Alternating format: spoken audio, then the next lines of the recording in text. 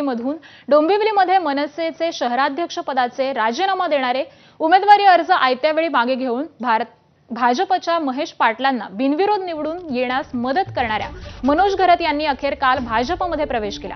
यावेळी भाजप प्रदेशाध्यक्षांनी मोठं वक्तव्य केलं।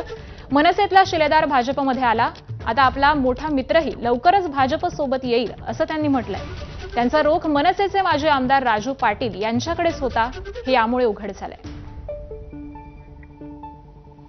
मनोज घरतजी आणि त्यांच्याबरोबर असणारी सर्व सहकारी, चर्चा अनेक असतात, परंतु मित्र बरेच दिवस वेगवेगळ्या ठिकाणी राहू शकत नाही। त्यामुळे सर्व मित्र हळूहळू का होईना एकत्र यायला आता सुरुवात झाली आहे। मला वाटतं मोठा मित्र सुद्धा लवकर येईल, खात्री आहे। कधी यायचा फक्त वेळ आणि काळ फक्त शोधतोय।